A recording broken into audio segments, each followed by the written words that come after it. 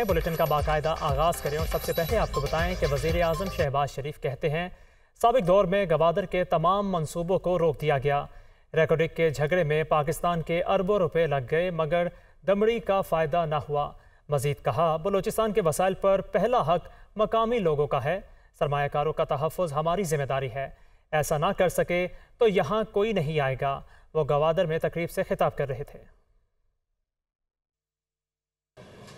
سی pack کے تحت Gwadar port کا منصوبہ، یہاں پر انڈسٹریل زون اور دوسرے منصوبہ جات، ایئرپورٹ، یہاں پہ ہسپتال، جو کہ زیادہ تر چین کی گرانٹ سے یہ منصوبے بننے تھے، وہ سب ان کے اوپر کام بالکل ختم ہو چکا تھا۔ ریکوڈک کی اربوں روپے اس کے جھگڑے کے اوپر پاکستان کے وسائل کے لگ گئے، اربوں روپے جھونک دیے گئے، وکیلوں کی فیسیں اور اخراجات، مگر عوام کو ایک دمڑی کا فائدہ نہ ہوا۔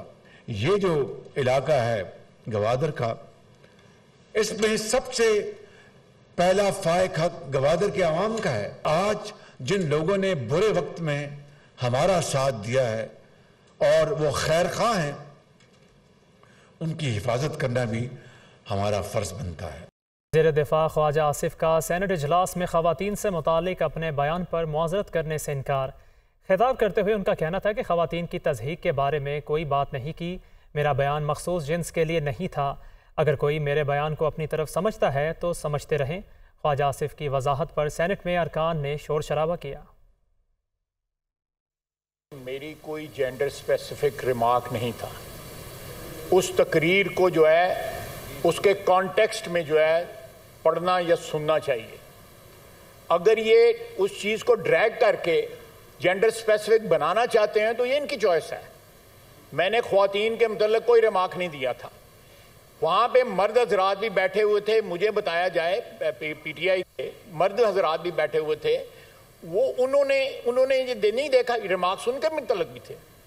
یہ ان کا جو مجموعی وہاں پہ پریزنس تھی اس کے متعلق یہ ریمارکس تھے۔ ان کو جینڈر سپیسیفک غلط بنایا جا رہا ہے۔ اگر یہ چاہتے ہیں کہ جینڈر سپیسیفک بنایا جائے تو میری آفر یہ ہے کہ یہ معذرت کریں اپنے لیڈر کے بہاف پہ، جو مریم نواز کے متعلق انہوں نے ریمارک کیے تھے، میں معذرت کر لیتا ہوں۔ آپ کو ہم خبر سے آگاہ کریں، chairman joint chiefs of staff committee کا دورہ آسٹریلیا۔ جنرل ساحر شمشاد 24 جولائی سے 28 جولائی تک آسٹریلیا کے دورے پر ہیں۔ جنرل ساحر شمشاد کی آسٹریلوی سول اور ملٹری قیادت سے ملاقاتوں میں دونوں ممالک کی مسلح افواج کا دو طرفہ تعاون کو مزید فروغ دینے پر اتفاق۔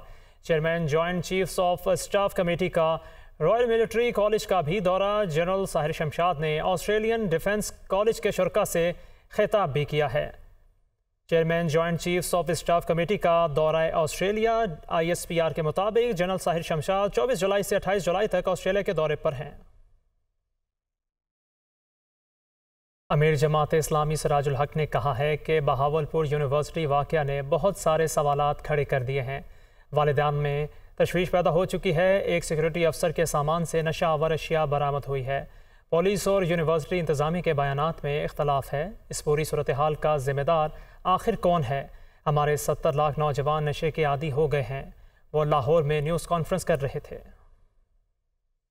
آفیسر جو گرفتار ہوا ہے اور جس کے سامان سے اور گھڑی سے آئس اور باقی نشے کے مواد اور انجیکشن برآمد کیے گئے ہیں، تو میں پوچھنا چاہتا ہوں کہ اس پوری سچویشن کا ذمہ دار آخر کون ہے؟ خود حکومت کے اعداد و شمار بتا رہی ہے کہ ہماری نئی نسل نوجوانوں کے 70 لاکھ ہمارے نوجوان نشہ کے عادی ہو گئے ہیں۔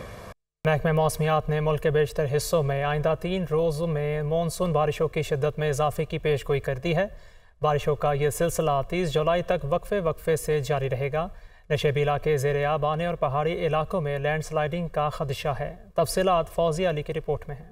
آئندہ 3 روز میں مونسون بارشوں میں شدت آنے کا امکان، نشیبی علاقے زیرآب آنے، پہاڑی علاقوں میں لینڈ سلائیڈنگ کا خطرہ، متعلقہ اداروں کو الرٹ رہنے کی ہدایت جاری۔ مغربی ہوائیں ملک کے بالائی اور وسطی علاقوں میں اثر دکھانے لگیں۔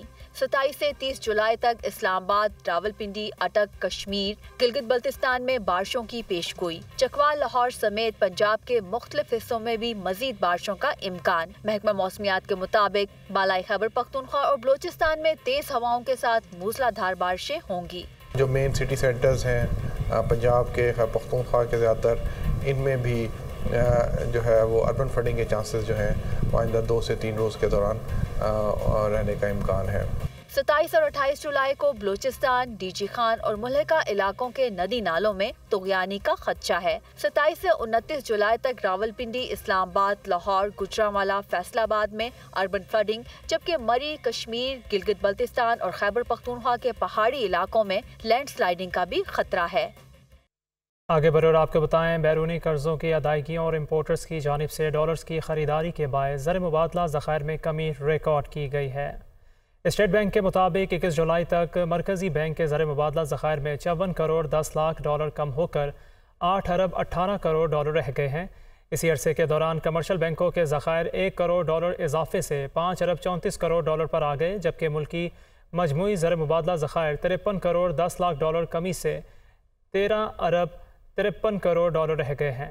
زر مبادلہ ذخائر میں کمی بیرونی قرضوں کی ادائیگیوں اور امپورٹرز کی جانب سے ڈالر کی خریداری کے باعث ہوئی ہے۔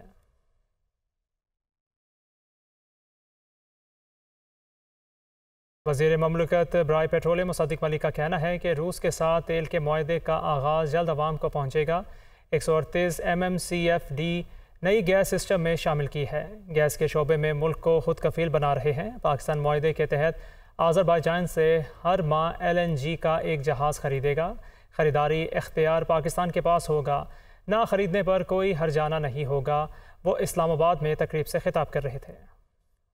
روس کسی بھی ملک کو نہیں بتانے دیتا کہ انہوں نے اصل بھاؤ کیا طے کیا ہے، لیکن میں آپ کو یہ بتا رہا ہوں کہ ملک کو ان تمام چیزوں کے باوجود بے انتہا فائدہ ہے، اور جیسے جیسے یہ تیل بڑھتا جائے گا اس کی اماؤنٹ بڑھتی چلی جائے گی، آپ کو فائدہ نظر آنا شروع ہو جائے گا۔ 550 ملین ڈالر کی اضافی گیس سسٹم میں ڈال دی گئی ہے۔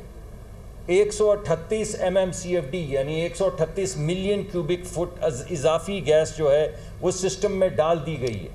معاہدہ یہ ہے کہ آذربائیجان ایک سستی LNG کی شپ جو ہے یا کارگو جو ہے ہر مہینے ہمیں دے گا، ہر مہینے دے گا، ان پہ لازم ہے، اور ہم بغیر وجہ کے اس کو ریجیکٹ کر سکتے ہیں، بغیر وجہ کے، کوئی وجہ نہیں دینی، کوئی ٹیک اور پے نہیں ہے، کوئی ٹیک اینڈ پے نہیں ہے، یعنی کوئی ہمارے اوپر کمٹمنٹ نہیں، صرف ان پہ کمٹمنٹ ہے کہ وہ ہر مہینے ایک سستی گیس کا، سستی LNG کا کارگو ہمیں دیں گے۔